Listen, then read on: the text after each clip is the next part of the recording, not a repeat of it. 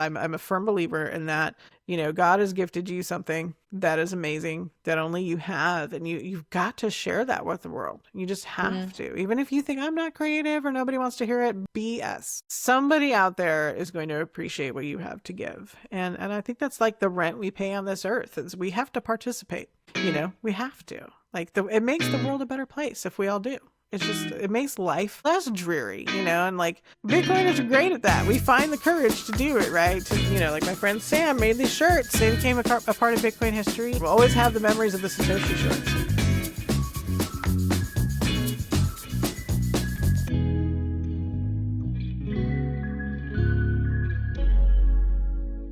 Welcome to Live with Bitcoin, where we delve into the human side of Bitcoin by focusing on Bitcoiners' transformations and life stories. I'm your host, Ivy Lumi. Thanks for tuning in. If you like and want to support our mission on shining light on the human side of Bitcoin, remember to subscribe, comment, or leave a few sats in the link description or support our Nostr profile. So today's guest is someone whose past weaved together music, storytelling, open networks, and Bitcoin in a way that feels incredibly natural, but yet very unreal. Heather Larson is the host of Radio Detox, a passionate supporter of independent creators, and someone who believes technology is ultimately about bringing people closer together. And most recently, she experienced something very few Bitcoiners ever do, participating in the mining of a Bitcoin block. And this happened very, very recently. Yes. So we'll be making sure to delve into the whole journey of that. What struck me the most about Heather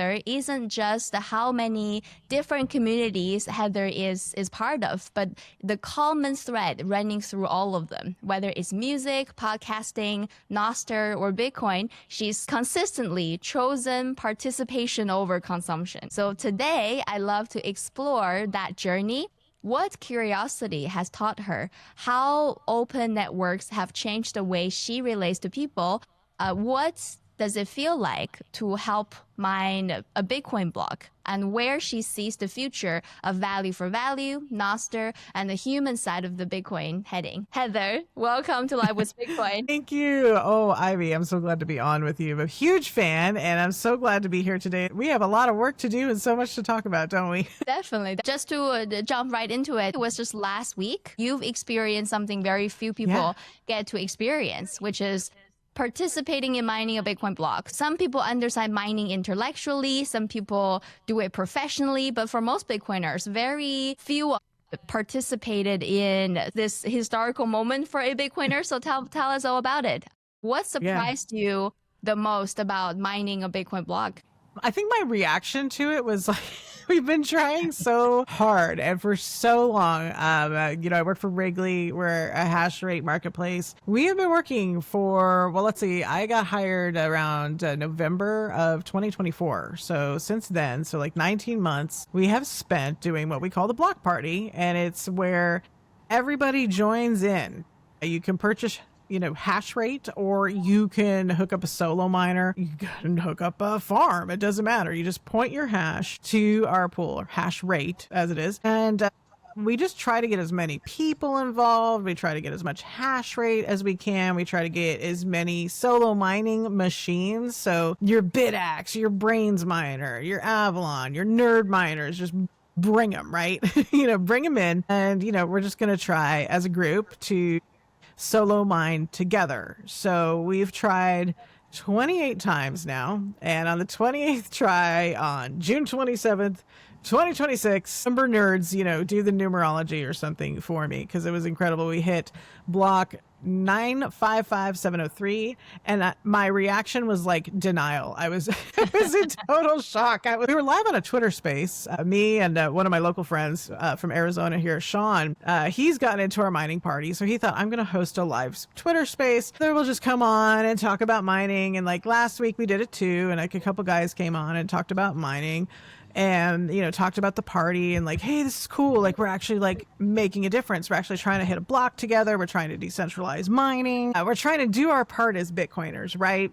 And so we're just, me and Sean are just innocuous, talking on this X space, Twitter space, whatever you want to call it. And I get a text message from our developer, And I look at it and I'm like, he said, we got it. Like all caps, like we got it. And I'm like, no way. And so I look at the mempool, like I pull it up on my computer real quick and I'm like, wait a minute, like 2 people just got a block. Like there was an unknown block. So I'm like, I don't know who that is. That could be anybody, right? That could be a small miner. It could be Foundry. We don't know. It's just unknown. And then I saw our pool. It said solo CK pool. And I'm like, there's no way.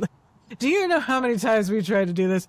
And I'm like, wait a minute. And my dev's like, no, we got it. I'm like, no, we didn't. I'm like total denial. So we start digging into, you know, the mempool. We start clicking into things.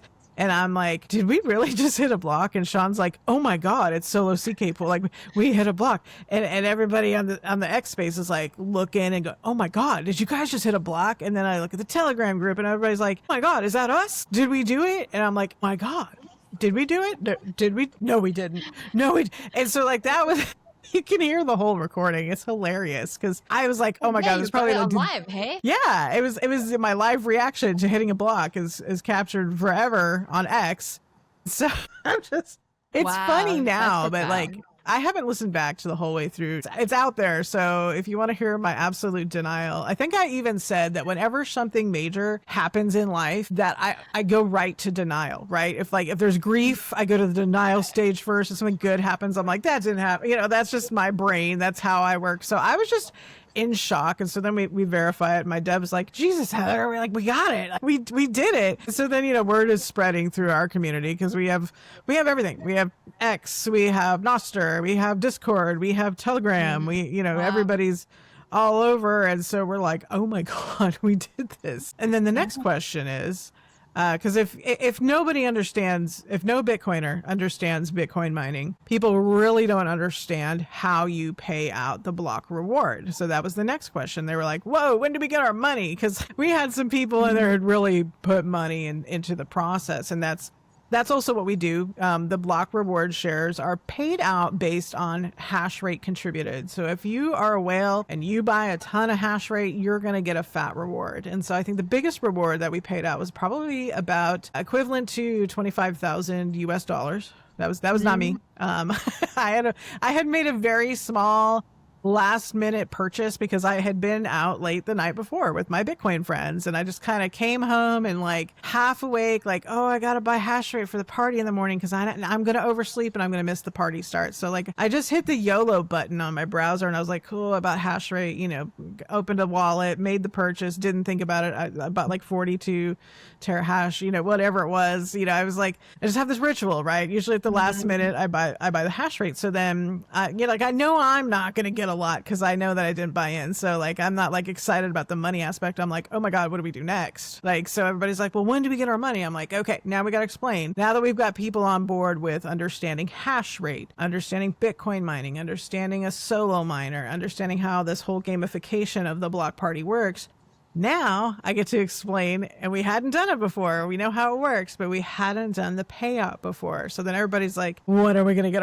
our block reward share? And so we're like, okay, so now we got to do a little education here. Nobody goes through this, right? And then we had about 114 people who were part of the block party. So that's 114 people that had to get payouts. So nobody Bitcoiner really like knows that. A lot do, but you know, you don't know until it happens to you and you mine a block and it's like, okay, how do we do the rewards again? Well, you have to do 100 block confirmations, or, you know, that's like 15 or 17 hours, right? So roughly like 16 hours provided every block takes 10 minutes. So you got to go through the confirmations.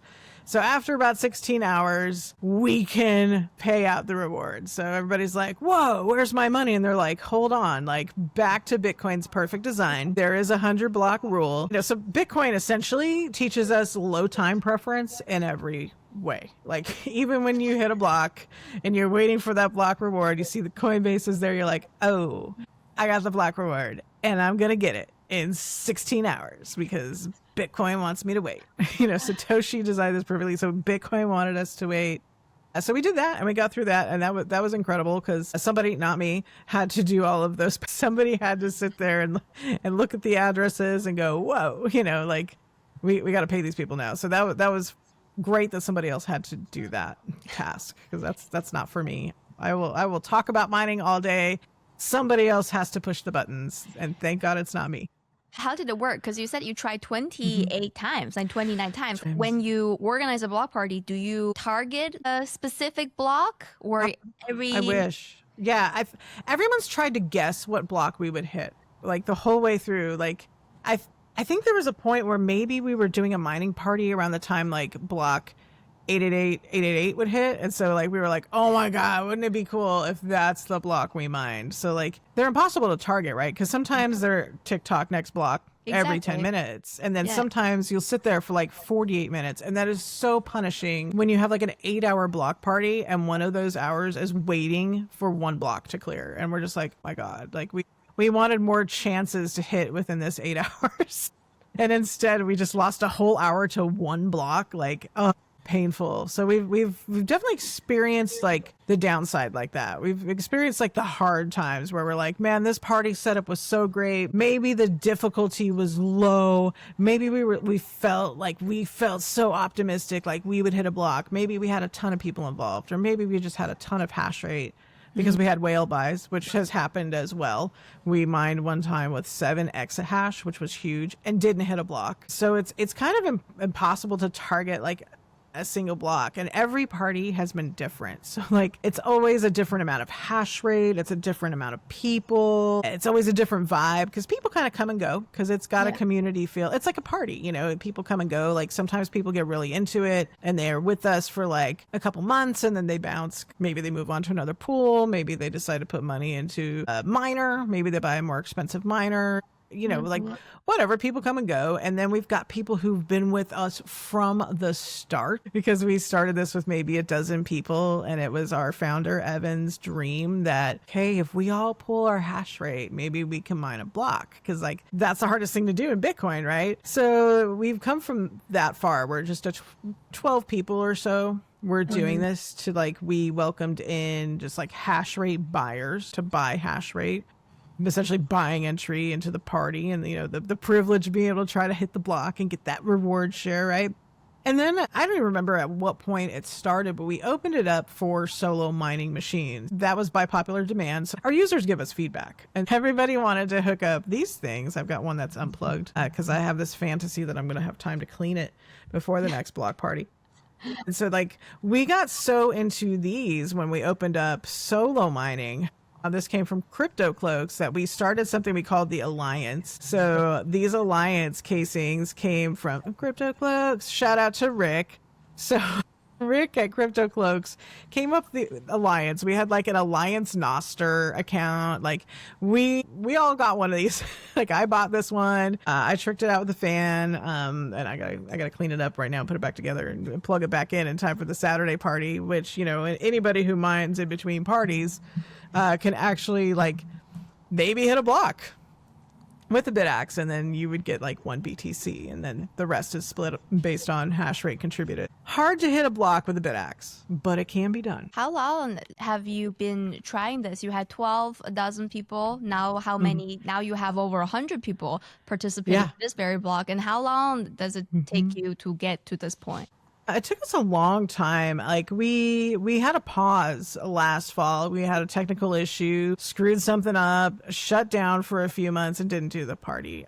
So we probably lost some people there, and some came back too, because it is a community feel, and a lot of people never left. And so now if you look at the party now, I think we've got more people. I think close to 400. If you look on the Wrigley website, which is like Wrigley, RIGLY.io, we've got a few hundred people, which is shocking to me because we've always been very small. And then our goal, which we made recently, was that we want to have 1,000 people join the party. That's our new goal. Let's get the community to 1,000 people joining the party on a weekly basis. That's one other thing we did last month. We decided that it would be a weekly party.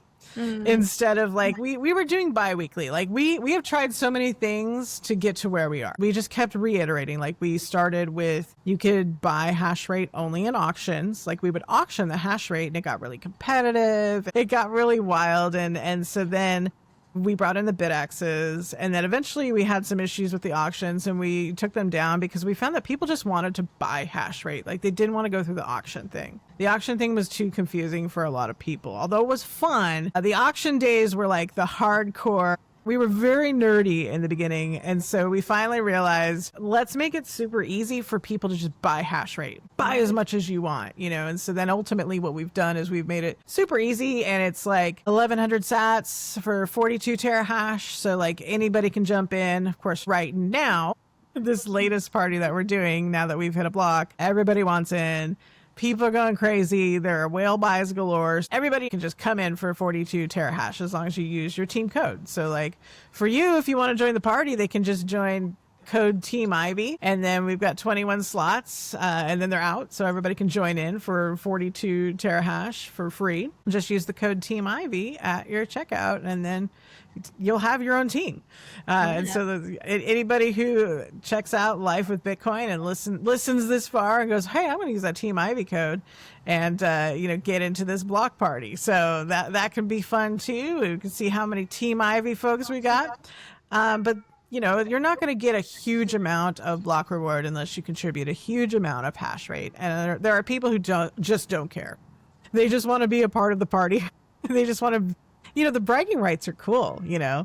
Forever, I'm going to be able to say, I mined block 955703. Me and my 113 friends, me and the Anons, we all mined this block together. It's like forever written in our history. Like, yeah. It'll be in the bio. It'll be in everything. So it'll be great. I know it's still very new. Do you see some sort of difference of how you look at Bitcoin communities mining? Do you see any of these things differently now that have you participating mining the block? Yeah, the Bitcoin community is unbeatable. It is just, I know there are different sectors of the Bitcoin community, right? Like, but at the end of the day, we're all Bitcoiners. And I think we all want to do the right thing for Bitcoin, the right thing by Bitcoin. And, obviously that right thing is going to be like decentralization or standing up for wherever you fall in the mining spectrum, what you think is right. That's your node to run. That is, your choice there. And I just think that we're such a strong mining community. The mining folks, like just for the parties, we have people who've helped us out. Like Wayne,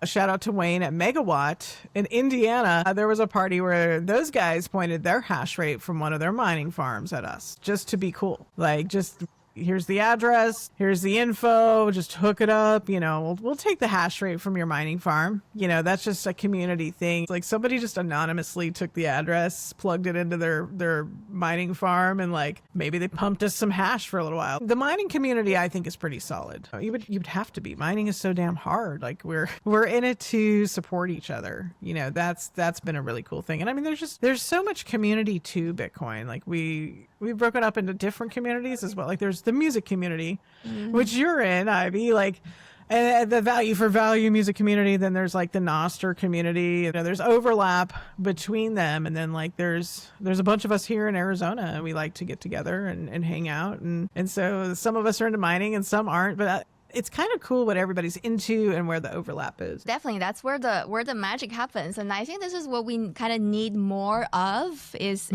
all of these communities, all of these little sub-communities and groups. They all have their own way of fascination, and they have their group traits where they have qualities, where they have so much to bring just from insights in their areas and what they're building, they're doing.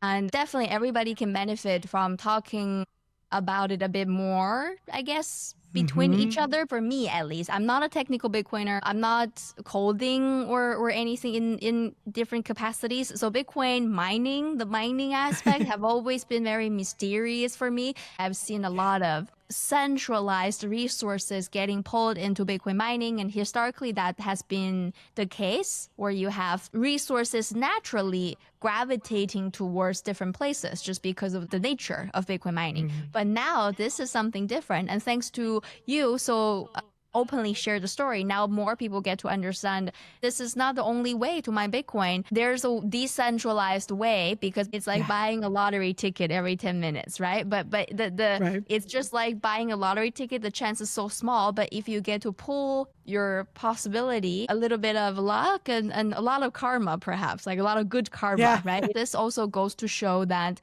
like there's a lot of people, there's a lot of work you've done to make this happen. And it doesn't take the first try. It doesn't take the 10 try. It takes the community, it takes the whole community's effort. It takes the passion. It takes your pour your heart and soul and sats into hope, into more light, into more love, in investing in people and communities getting together. I think that's what the block reward eventually is about. And then this is why, like, this is what makes it so special. What do you think? What's the difference? Or what make you feel, instead of having institutional mining farms mine this block, now you have 100 plebs coming together to mine this block? What do you think it means for Bitcoin, for Bitcoiners, and the community? That's great. Great question. It's the future. It is that low time preference future, that long-term future, where I see a future where maybe the mining party isn't just like whales making the block reward lopsided, for example. Like, we'd love to have 1,000 people in it who are all buying small amounts of hash rate. So like more people get a smaller reward.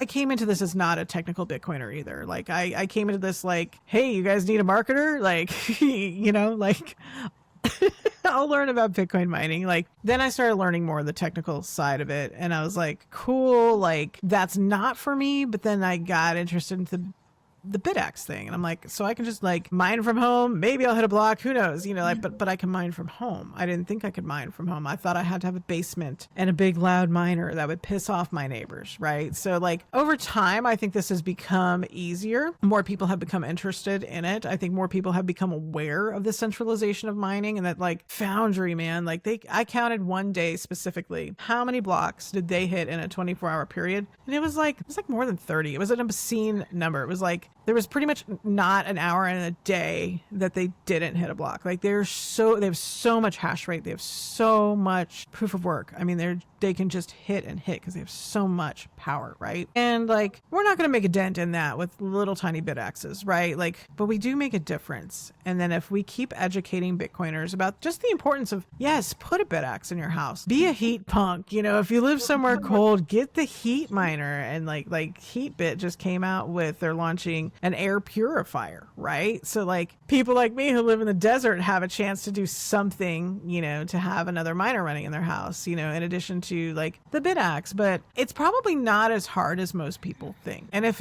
you are non-technical and you want to be part of mining a block, by all means, like YOLO in, buy some hash rate. Just buy 42 terahash, see how it works. You know, the most you're going to lose is sats. I think the future is that every Bitcoiner has something in their house, right? You at least have a node or a Bitcoin miner, or one or both, or, you know, you go back and forth, whatever you've got going. You have the power to participate in Bitcoin, right? Like right now, you could make your choice between Core and BIP 110. If you're running a node, that is your choice, right? I've heard some people say they're going to run one of each, right? Mm-hmm. And that's cool too. Like that gives you a voice, you know, one CPU, one vote, just as it was intended, right? So that's how we don't need to argue. The community's been arguing about this. Yeah. You know, what is right and what is wrong, when really, like, there's no argument. Just run your node the way you choose, right? So just do your thing. That's your vote, right? And so in the long run, the future of Bitcoin is that we all remember we have a vote, we have a voice, we make a difference. And yes, it's going to take a lot of little miners to beat the amount of hash rate that these major corporate miners have. But I think it is still important. It's important for us to understand and tinker a little bit as Bitcoiners. Like, you know, self-custody is like the first hurdle, and then maybe like you run a node and that's the second hurdle, and then like maybe mining is another hurdle. Like, mining has become so much more possible for a person at home who has no technical skills, that just do it. You know, just give it a spin. If you hate it, you hate it. You know, like those nerd miner V2s, like I just won one on Twitter, right, from Mana and from Altair Tech, and they're like $45. So if you just want to learn how it works, how to hook up a miner, how to get online with like this, it's like the size of my key fob. It is so little and cute. It doesn't have much hash rate, right? So it's not going to make much of a big difference in decentralization of mining. But you are still one person who's just taking a path forward with maybe getting more technical with Bitcoin. And some people do that and they're like, cool, I did it. Great. Got it. Done. Right on. Didn't impress me much. Whatever. And that's fine. And then some people are like, wow, this is rad. I'm going to have 10 bit axes, and that's still not enough. And then you become kind of an addict, right?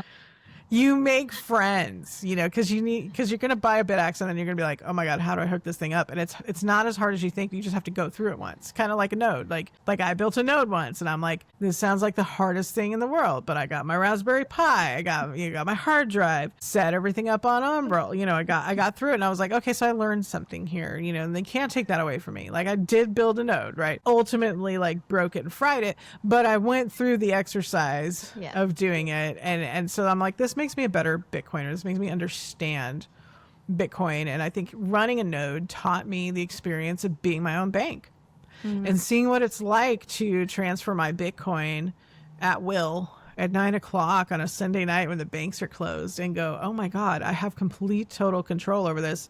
And also the terror of I have complete and total control over this, right? So, you have to go through it. I think it's like a rite of passage in Bitcoin. Maybe there's another area of Bitcoin that interests you, but I think in the long run, like my perfect vision is that there's a miner for every Bitcoiner. Right? Whatever it is, whatever size you're comfortable with, what your budget allows, time, space, money, etc. You're armed for the future in such a way that's going to decentralize. Maybe you get the heat miner, or if you're in the desert like me, you've got the air purifying miner. You start to just kind of get this collection, and then one day you kind of turn around in your house and you're like, this is a Bitcoiner house, right? Like there's Bitcoin stuff everywhere. Maybe somebody walks in and they don't know. I got this little guy here. This came from BTC Social Co. They gave me this for speaking Friday night, and this little guy, like my normie friends will walk in here and be like, what weird, is that a yoga thing she's got now? Because he's a disappearing Satoshi, right? So he's different depending on how you look at him, right? Yeah. But like the normie friends and family have no idea, right? Like you start to have kind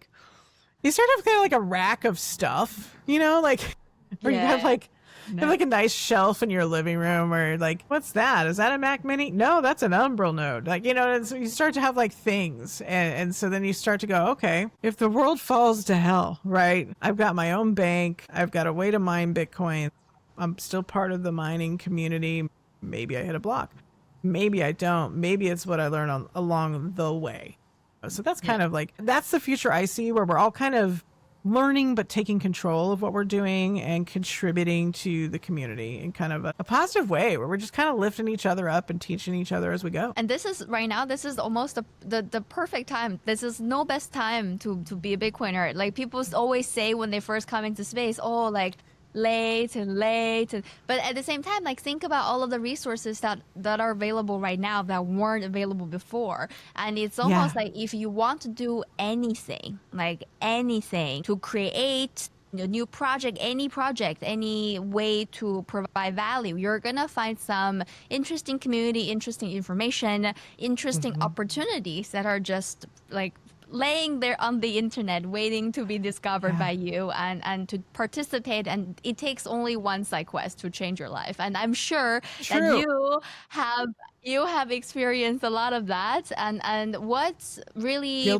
fascinates me of your story is about your border journey too, where is music, it's radio, is Nostr, is mining, is Bitcoin. There seemed to be this common thread of curiosity that's in you, the openness that's in you. So let's talk about that. What fascinated you when you were a kid growing up? I think that if you asked my mother, it would have been getting in trouble and being a nonconformist, right? I was a Bitcoiner. Before I was a Bitcoiner, I was just kind of like, I think as a kid, I was truly a hippie. Like if I could have gone down that path instead of the path that I went down in life, like I was just interested in like nature and writing and poetry, and like I was like a yoga person before there was yoga, right? Like I didn't find yoga until my teens, right? And so like to me, like I could never get enough of like books, or like if there was something about like ghosts or energy or haunted houses and witches and stuff, like I was so into that kind of like stuff. And I'm like, looking back, like I was a hippie, man. I was meant to be a yoga teacher, right? Like I had a rock collection as a kid. I would have called it that. But now that I'm older, I'm like, okay, I'm way into crystals and stones and geodes, and like I'm just a super nerd, and I think I like to know what's underneath things, and that's probably why I liked things like rocks and geodes as a kid, because here in the desert, like there's areas you can drive There's a part of Arkansas too where you can like dig for crystals in like the river. God, the places that are just still unspoiled. And like you can really just like pull off a dirt road somewhere and it's kind of sparkly and you're like, what are these rocks? And you kind of go, and these look like if I dropped them really hard, I could crack them open. And you crack open these rough looking rocks and there's this beautiful, sparkly, like geode inside. Yeah. I think I've just always wanted to find out what was underneath things or find out how things worked or find out what's the next layer of something. And that led to like journalism, that led to Bitcoin. And like, God, I was just so built to go down rabbit holes. So I was just always meant to get here, you know, and be this like, I don't know, yoga teaching Bitcoin chick. And then I was like, ooh, mining's a rabbit hole. You know, like people who can combine music and Bitcoin, that's a rabbit hole. So I'm not mechanical, so I'm not literally going to take things apart and see what's underneath. So I kind of like feel into things. I want to study. I want to learn how things work. I want to just see what's underneath. I want to crack open every ugly rock and find the geode inside, you know. Has this trait of yours? It's almost like it comes with nature, right? It's almost like you were born this way. Were you ever overwhelmed by the curiosity, by the uncertainty of? I think that's just how my brain works. I mean, ultimately, did it lead to like alcoholism and drug addiction? Yes, absolutely. Like, you know, I'm 13 years sober now, so I can laugh at it. But you know, I have that intense. I have that intense brain. My brain is really gonna like dig into something like a dog with a bone. My late mentor, Vic, shout out Victor Fitz, one of the greatest people I worked with in the addiction field, who's no longer with us in Wichita, Kansas. I'll never forget when I quit my job. And I said, you know, Vic, I got to follow my heart. He's like, yes, I know that you need to do this.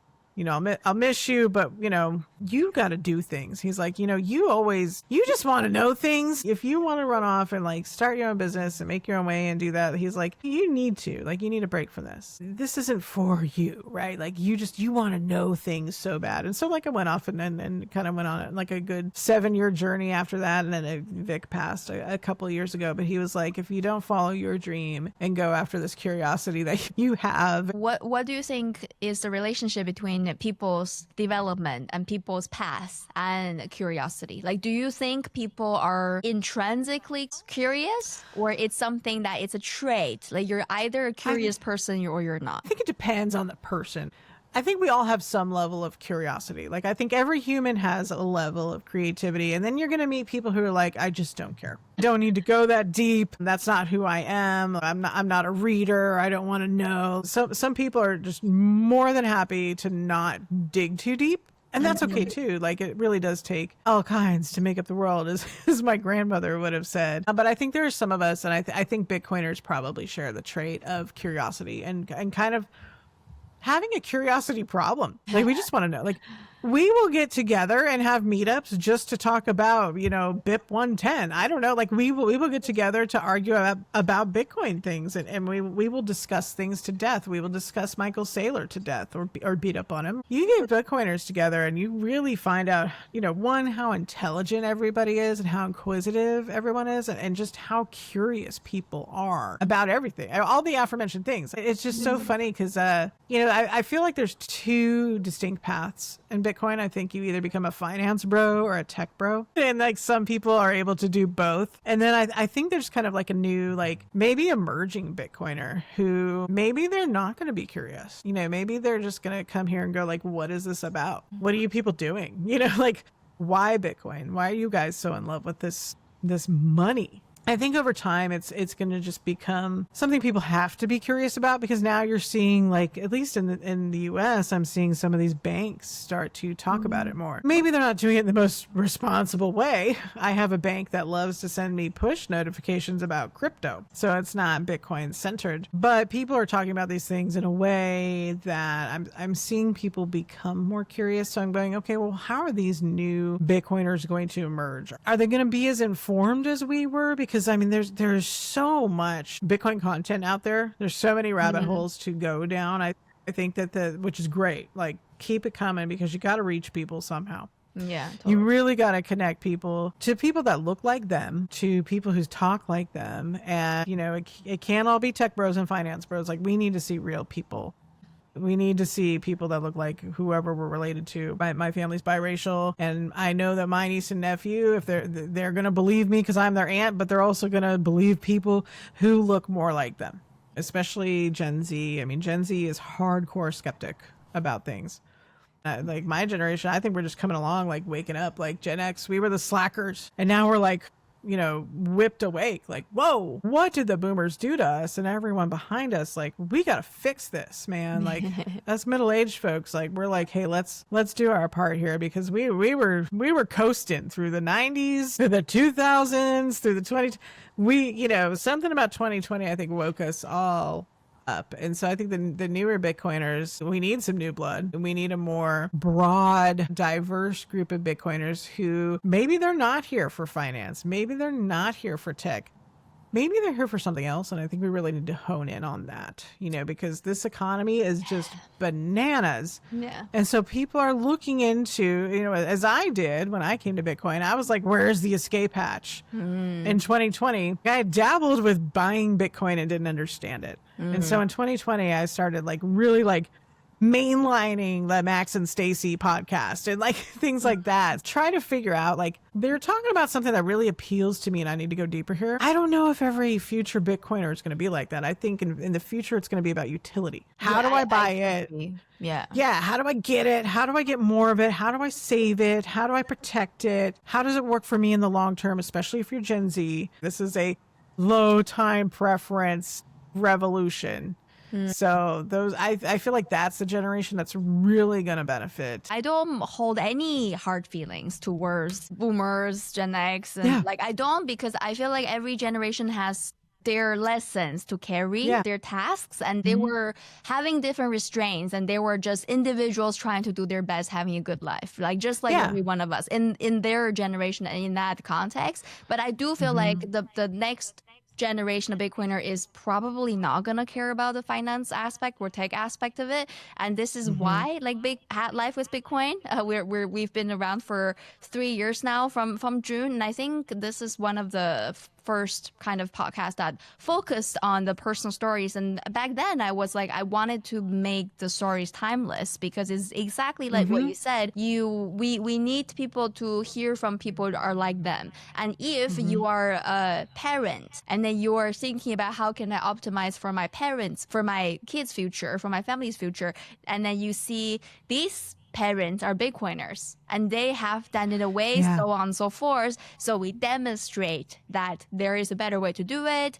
There's more connected, healthier way to do it with more love, more hope, and everybody get to benefit from that process. So it's definitely up to us to create these type of content. And this started to resonate even more so after I joined the music community on Nostr, be more community driven with Bitcoin and trying to bring everything together. And I see this is the way, because we need to make Bitcoin relatable again. We talk about it like they don't see eye to eye, but if you think about it, we were once not Bitcoiners. We came from somewhere.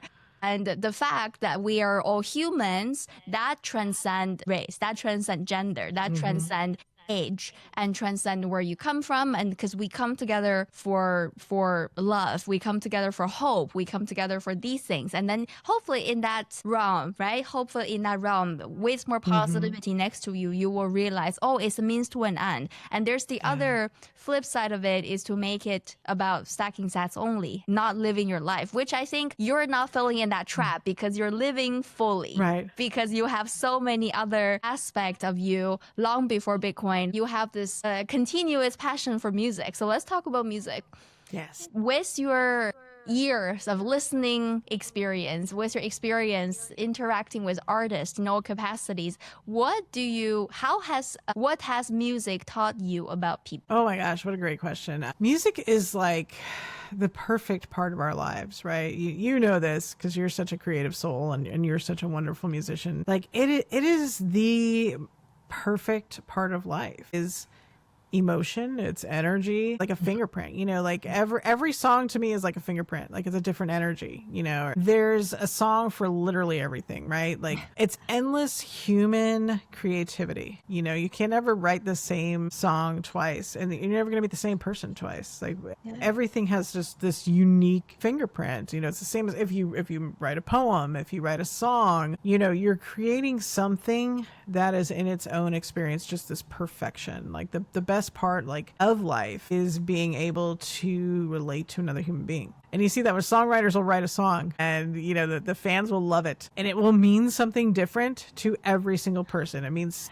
one thing to the songwriter, and you can have like thousands of fans who love this song, and everyone hears and feels something different. It means something different. It reminds them of the best or worst time in their life. There's just the creativity that we experience soul to soul. I mean, there's no replacement for it. You could try with AI to make something that is the same, and you might make something impressive, but it just doesn't have that like human fingerprint to it. Why do you think music creates connection so naturally? Like, what about it? It creates community, right? Like look at Taylor Swift, to pick on one of the most famous people in the world. Her fans have created their own culture, their own world, their own, like, it's just like to pay $750 and wear a certain outfit to a show. They find each other, and I like Deadheads, right? To pick on another like famous example, there was a time when people could just follow the Grateful Dead around the country, and like everywhere you go, you had a friend, you had a fellow Deadheads, and they just got you, right? You go to a Taylor Swift show, your fellow Swifties, they've just got you. And why is that in music? Like we connect on this emotional level, like music hits our nervous system. You have a bad day, there's a multitude of things you can do to reduce your anxiety, right? And music is one of those things. Like that is medicine. Yeah. And so like we naturally can create community through the music that we love. Like we can bond as Ivy Lumi fans. Like like wherever I go, I can find other, Ivy Lumi fans who are going to know the words to the songs that I love as well. And I mean, that's powerful. Yeah. You can be having the worst day on the planet. You listen to your favorite song for 3 minutes. This is why I always say make songs longer. Have that nice experience where you can absolutely reset your life, set yourself, change up your day on a cellular level. Because of sound. That's why we in yoga, we love sound healings. Like artists like Helene, they have healing music, and I could argue all music is healing, even metal, sometimes you need to scream it out, right? So you're going to scream along with your favorite metal song, and you go to a metal show and you find your fellow metalheads, and it's just like music is like going to the bar. That's the alcoholic side of me. Sometimes you want to go where everyone knows your name. There's something that brings us together. Through music, through sound, and like I've seen that so much in the music business, where you watch how fans relate. People get to meet a favorite artist, and that's like the biggest moment of their life. Like people used to, it doesn't matter now, but people used to camp out for concert tickets. Like we used to camp out in a sleeping bag, get in a line to get like a lotto ticket number to go like to a physical location to buy tickets. Because if you didn't do that, you weren't going to get a ticket. We didn't have apps on our phones to buy concert tickets. And then, you're kind of in community there. You're with, your fellow folks who are crazy enough to camp out at night to get those Tori Amos tickets. That's what I used to do anyway. To be honest, I'm a little bit jealous of that, because it's such an experience to be so emotionally and physically invested, because you have to travel to places. And I kid you not, there's so many great conversations I've had and just waiting in line for something. Right. Like that's how you just like randomly meet people, like talk to people like in line for your driver's license. I don't know. But like there's something that we have lost because we are so online, and that you don't go to the record store anymore the day the music comes out to buy the album. You don't stand in line to get the tickets. Your only true experience of the music, listening on your phone or listening in your car or whatever, you're having an intimate listening experience. Or you're at a bar, a nightclub, you're at a concert hall, you're at a stadium, and you're seeing that music live. You're getting to experience music live. You're like literally feeling the vibration coming through the speakers. Like that experience to me, it feels like it's slipping away because live music is not what it was. It's a struggle out there, you know, and unless you're going to see these major touring artists, like I bought tickets last year to go see Rustin Kelly, who I'm a big fan of. And I was so excited to go. I was going to make my friend Phil go with me and everything, dragging him along. And the show happened to be on Super Bowl Sunday. So then, like, the tickets didn't sell and the show got canceled. And I'm like, I haven't seen him yet. When is my next chance to see Rustin Kelly? And I mean, that's just like one story of like, gosh, even if you buy the tickets to see your artist, I'm a huge fan. Like, I still may not be guaranteed a show. It's kind of like Bitcoin mining all over again. Like, just because you make the effort doesn't mean in the end you actually get to go. It's just so like devastating for a fan. So like someday, Rustin, I'm gonna see it, but it hasn't happened yet. But we kind of have to protect musicians, you know, like we kind of have to protect you guys so you can keep creating. We have to keep protecting the live music scene. Like we have to keep going to shows. Whoever's playing this weekend in your neighborhood, like, go pay the cover charge, go see them, you know, like we've got to support or it goes away. Like if we stop being fans, if we stop consuming music and, you know, if we stop supporting the artist, it's going to dry up. And you will only have like the people who are famous on TikTok. You know, you will only have Chappell Roan and Taylor Swift for your pop music. You know, you're only going to have the stadium touring level famous artists. Yeah. And I don't want that world. I want the Ivy Lumis. I want independent music to make it. And I know that I am just a very small part of trying to make that happen. And it is like pulling teeth. It is so hard to, you know, one, people aren't aware of the problem. You know, people aren't aware of how buried your music is when it comes to Spotify and Apple, but that you can walk into the Bitcoin community, put your music on something like Wave Lake and Fountain, and get on Nostr or get on Bitcoin Twitter or whatever, wherever you choose to go. Bitcoiners are probably, or should be, likely to listen and be like, oh, who is this artist? I can pay her in Bitcoin? What? I can send her a zap on Nostr? There are so many ways for people to get in touch with you, and you're probably more accessible to them, obviously, than Taylor Swift is, you know, like, but, you know, and it's funny because, like, you made a geyser campaign a while back, and you weren't even asking for that much money, you know, and you obviously like got your campaign going and made it happen, and that's so cool. And the way you've collaborated with Helene and just the way you collaborate in this space is great, because you got to get yourself out there. Like you got to create, you got to put out work. You know, that's like breathing, right? You've got to put out your creative work, and you got to get people involved, and we got to get people to know that like this girl's making awesome music, and like you're making videos. I mean, you've got songs, you're making videos, you're still putting out songs, and your message of love is so great, and you're such a diamond in the rough. Like Bitcoin is so much more than just you know, the number stuff. It is so much more than people arguing about mining. It is so much more than even us nerds hitting a block, right? There are people who are creating on Bitcoin in so many ways. You know, like Need Creations, for example. He's Need Creations everywhere. He's a teacher by trade, but he wants to do some Bitcoin education. He's just a gifted teacher, right? A really nice person. I haven't met him, but I've heard he's really nice. And like, he's creating Bitcoin education. Like he's putting that out in the world. You, man, like Quex, Ainsley Costello, people who are like, hey, I am a musician first. Like Noah Grumman told me that. Noah Grumman from Stardust. I was a music maxi first, and that led me to Bitcoin. But none of you are trying to like approach this from the Bitcoin angle. You were all amazing musicians first who said, here is an avenue where I can get paid and I can kind of control a little more what I have and how I put it out there, and that people will actually see it, and it's not going to get buried in like big tech algorithms like Spotify or Twitter or whatever. Like this kind of gives me half a chance, right? If I put my music on Fountain, and yes, it's going to be a very Bitcoin centric audience if it's Fountain, if it's Wavelake or things like that, or if like it's like Epic Music, right? Ainsley Costello's mom made Epic Music because she just saw a need, like, hey, we need a music app for independent artists for discovery, and you know, it maybe doesn't lead with really nerdy stuff. You know, maybe Epic Music is going to, you know, try to bring artists in, you know, in kind of a little more, I don't know, sneaky way. Is that the right way to say it? But like bringing people into where they just kind of get the idea of the training wheels, if you will, of like the value for value principle of giving out value, getting value Starts back. with And so why. maybe what you start with, sadly, is fiat.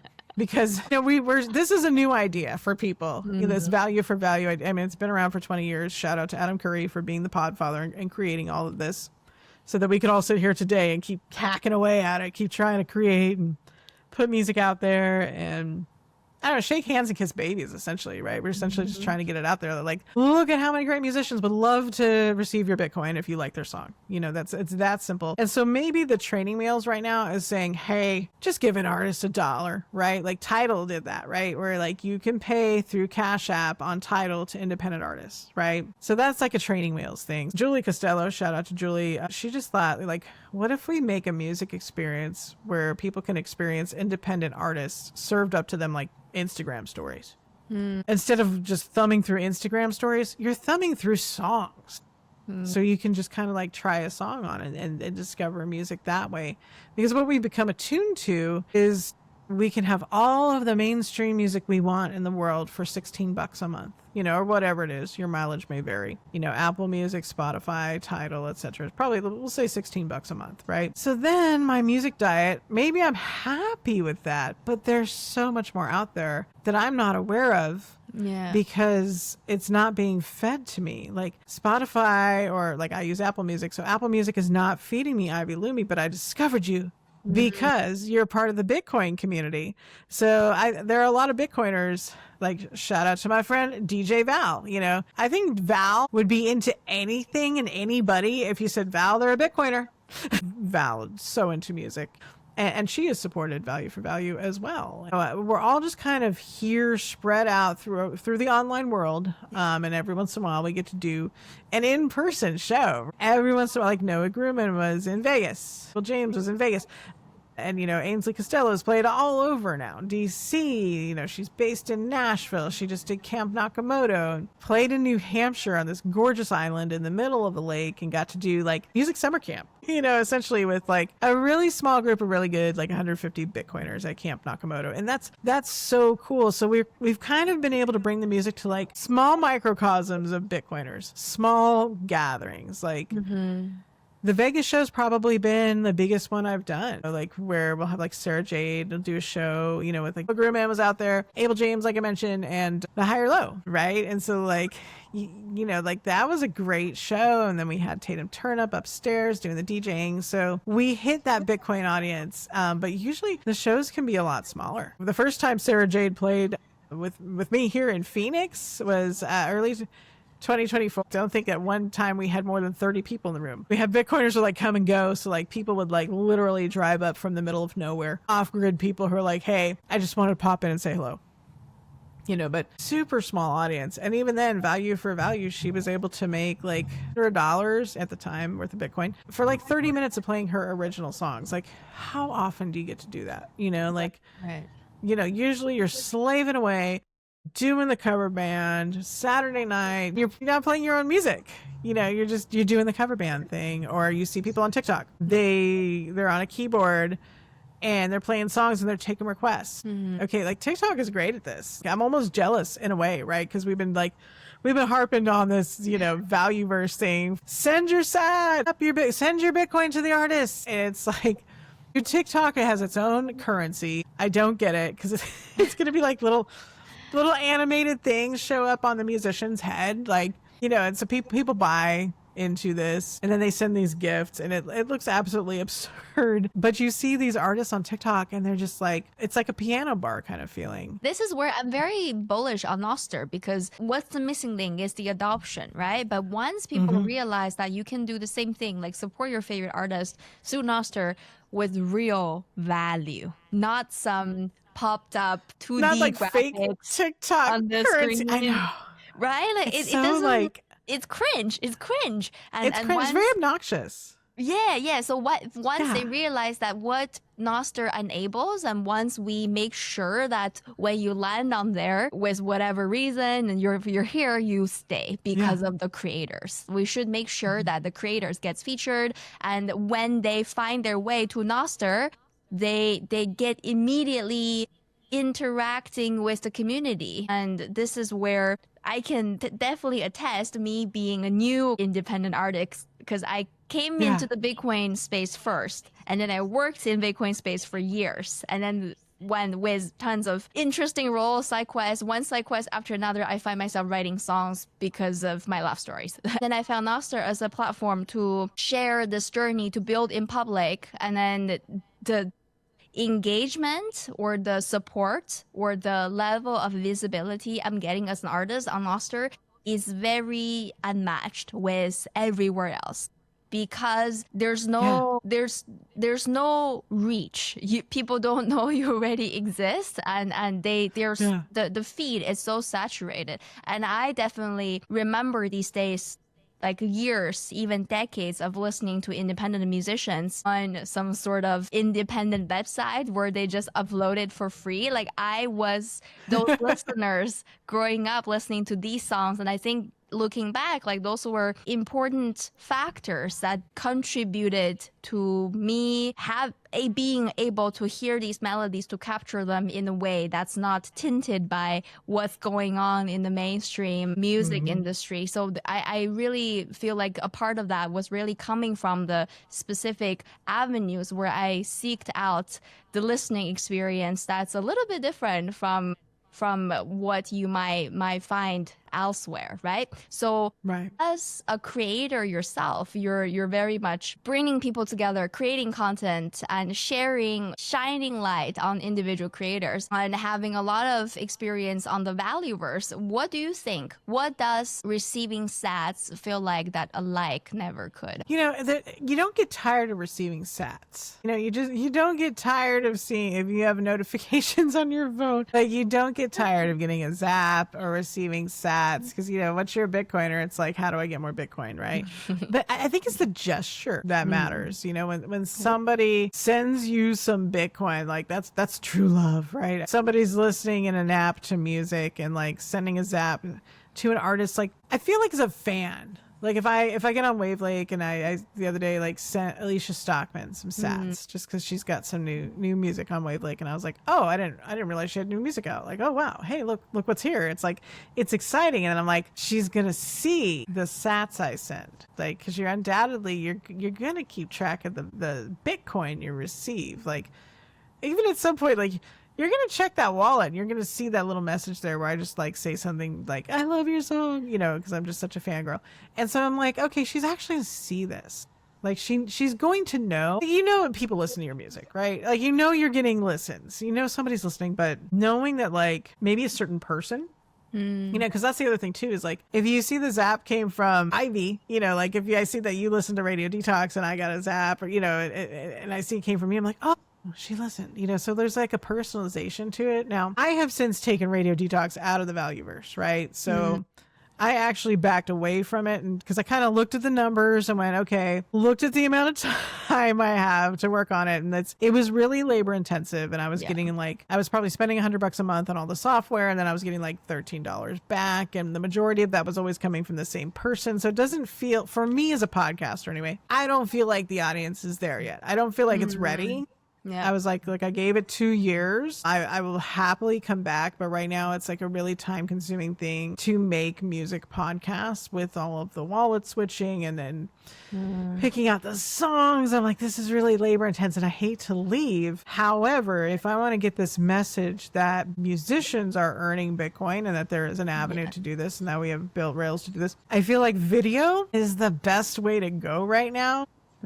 And doing the mainstream thing. Like I put Radio Detox on a regular RSS feed and I'm just going to do video. And it's just going to be me talking to artists like yourself, talking to different artists and just highlighting it in video because I hate it, but this is what people are conditioned to. This is what social media feeds them, is video. Yeah, I totally see the trade-offs there. And I have my own confession to make. Last week, I registered a Facebook account for Ivy. Right, because you want to reach people. And that's what Nostr lacks right now. And I've seen it time and time again. An artist, like a new independent artist who's brilliant and gifted and just talented and wonderful personality. Like Matthias McIntyre is a good example of that. Came on last August, posted content content like every day of August, got like 480 followers, whatever it was on Nostr. And then he kind of bounced. And I've seen that with several artists. They get on Nostr, they don't last, they bounce because, well, they don't want to be on social media anyway.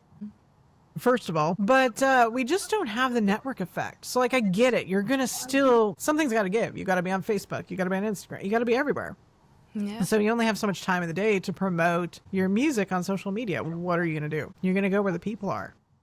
I think for me, the way it's still to go full on Nostr. But the lesson here is that I need to be everywhere and have a minimum presence so that I can tell people exclusives are on Nostr. So if they see me, so that's what I'm trying to do. You will see me be increasingly more active on X, increasingly trying to drive traffic here and there. And then because before I was, for the past year, I think for the entire journey of Ivy Lumi, I was very much exclusively on Nostr. And I think for me, the community really backed me. Like I really felt supported. Like you, Heather, you're a really big part of that. So I'm really, really thankful for all of your support from you and your communities. And there's so many, I guess, advocates in this space for V4V music and out of their own love for music. So I do feel very supported and grateful for this community, but I also see the need that more people should be here,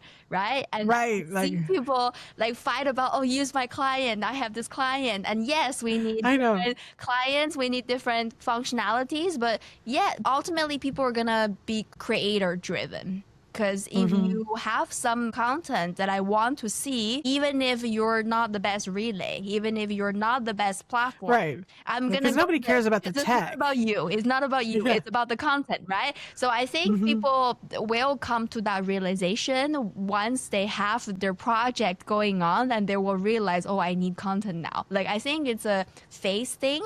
So I'm just trying to stay zen and stay on the creation mode and then build in public. And I'm really resonating with that community aspect of I want to be emotionally invested with an artist, right? As a fan, as a listener, you want to be involved in their journey too. So you take on something that's bigger than you. So I'm coming from not a musical background, and I'm like writing songs in the past like 2-3 years. It's still very, very young.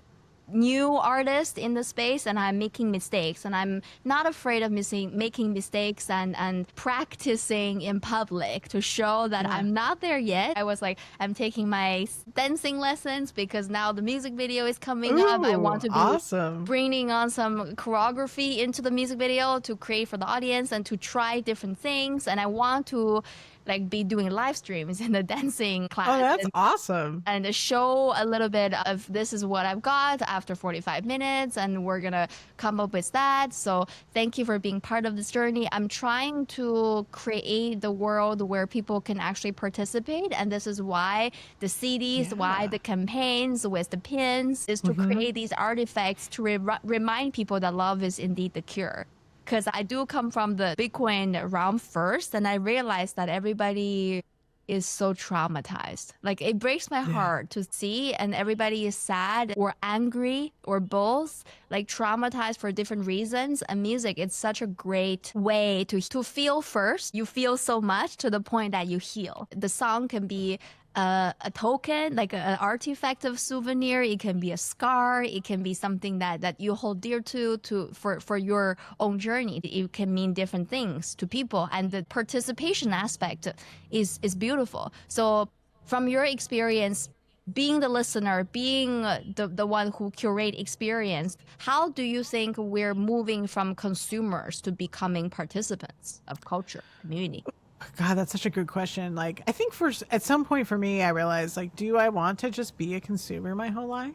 You know, do I just want to be a listener? Or do I have something in me that's creative? You know, and I think, like, I've had, like, many blogs over the years, and I was like, do I spend more time blogging, or do I spend more time, like, consuming, reading, like, and it can go into like, look, we all do it, right? Like we all sit and watch something on TV, you know, like we get into that where like, I just don't think as a human being, there's a balance. Like if all you're doing is watching, like if all you're doing is like binge watching shows, and like, I get it. Like if you love TV and movies and that's your wheelhouse, like that's what makes you happy, like good for you. But it can't be good to always be the consumer. Like there has got to be a balance where you put something back.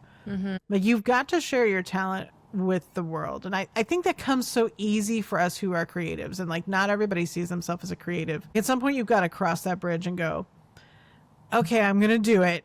I'm going to stop being 100% of a consumer, and like I'm going to put myself out there. I am going to put my creative work into the world, whether it's writing, whether it's music, whether it's film, whether it's like teaching yoga. I mean, like, or writing Bitcoin content. A lot of people out there love to write Bitcoin content. So there's got to be a point where you cross that bridge and you believe in yourself and your self-worth and your worth as an artist or creative, however you want to put it. You've got to believe that what you have to share is valuable and that you can't keep it unless you give it away. You've got to put it out into the world. And part of that is immortality, right? Whatever I put out into the world is going to be there, especially in this digital age. It's going to be there, you know, for my niece and nephew's kids, you know, my daughter's kids. They will consume that later. Oh my God. So in my family, somebody just digitized all of the home movies from like 25 years ago. Wow. This is back when Aunt Heather was in her partying heyday, and now the kids are that age and they're like, I watched a video of you dancing at mom's wedding, and I'm like, oh my God, I'm mortified. It's your immortality, but it's something that you put out into the world. It's like, one, you never know where it's going to lead, right? You never could have told me 25 years ago that the kids would be watching me be silly at, you know, their parents' wedding. Like life comes at you fast, but like you are putting something into the world that could be timeless.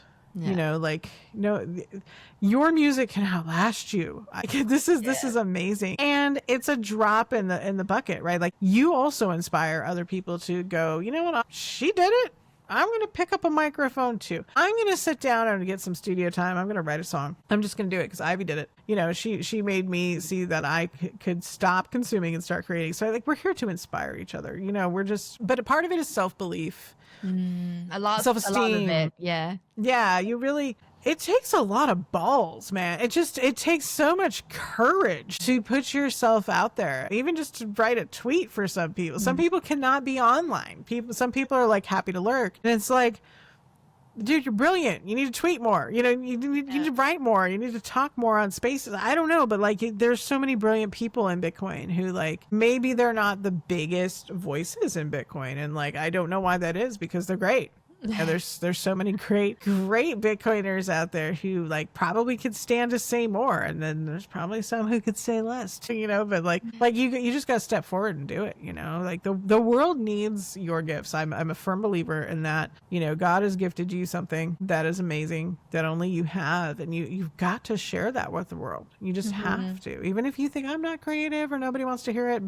BS. Somebody out there is going to appreciate what you have to give. And I think that's like the rent we pay on this earth, is we have to participate. We have to. Like it makes the world a better place if we all do. It makes life more interesting, less dreary. Bitcoiners are great at that. We find the courage to do it, right? To, you know, like my friend Sam made these shirts.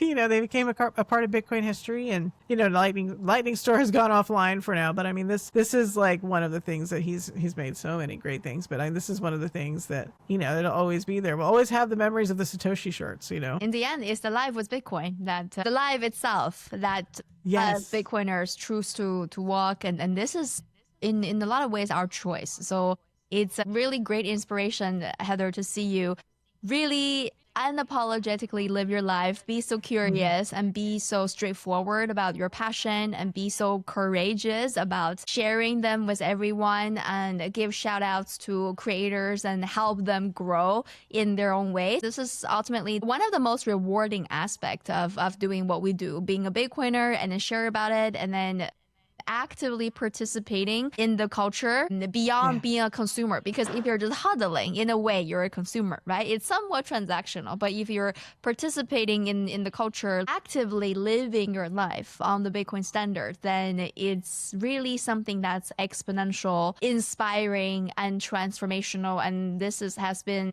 proven to so many Bitcoiners, at least for all of them that I can test, have been on this show before. Everybody's life have been changed by Bitcoin, and we hold the key. We hold the key to that. And then it's for the first time, Bitcoin is giving individual chances to really level up from their creativity, from their unfair advantage. And there's really no more excuses right now with the tools and information and resources that's available to us for each individual. So it's really the best time to create, to participate, to be curious about anything, really. So for those of whom who are looking to start something, to start looking up something, start trying something, start being creative on something, what would be one thing, one tip that you wanted to share that helped you, that you think can help them? It's just put yourself out there. You got to do it. I think the scariest thing is you really think that, like, oh God, nobody's going to care. Nobody's going to listen. And then you realize, oh, maybe somebody does. And it's always like the people who kind of like become your audience, not always the people you would expect, you know, and that's kind of how relationships start to get built. Don't rob yourself of that like one-to-one fan relationship. You know, that's so precious. And so like, we're all looking for that connection. I think more than ever, you know, because the world is kind of weird right now. It's tough out there for a lot of people. And it's going to continue, I think, to get worse with the inflation that, of course, Bitcoiners know it's not going away. And we really need to connect on a human level. So just don't be afraid to do that. Like if you're a writer, like I do, one of the many things I do, it's not just about putting the words on the page. It's about that person who needs it. The person who needs to read that. You just got to have that human connection. And it's in this age of AI slop, right? Don't forget that like humans need you to be human and connect to them and show like your human, emotional, like relatable side. Like that, I think that is going to be so much more important over time as the world kind of goes through what Bitcoiners know it's going to go through. You know, don't forget to keep that warmth there and don't be afraid to. That's a perfect note to end this conversation on. And Heather, thank you so much for sharing your experience. I catch you in a very interesting time. So glad to be a part of your journey in that process and document this very special moment for you and 140 people. That's 113, 130 people that participated in this experience, and then more to come in the future. Yes, it's an exciting time. You're the first podcast I've been on since we mined a block, and it was so great. We'll do it again. Thank you so much for your support personally for Ivy Lumi too. And it's definitely been a pleasure and a new experience coming out as Ivy Lumi, as an independent artist, independent musician. And I've been receiving so much love and kindness and support in that process. Stay tuned of what's to come. Lots of new development on the music side too in the coming months and years. And I'm super bullish on the community, and every day my heart is more warmed to see more people joining in, more people start sharing, and more people starting to explore their own way of creativity. Either it's inspired by music or inspired by Bitcoin or inspired by whatever, but the subcultures, the subgroups, the fascinating things are always sometimes in the details, and now it's time we bring everybody together and all have a blast. Absolutely. I'm looking forward to seeing you dance. That's going to be fun. That's coming. Yes. Thank you, Ivy. Thank you so much for tuning into another episode of Live with Bitcoin. I'm your host, Ivy Lumi, and we'll see you in the next one.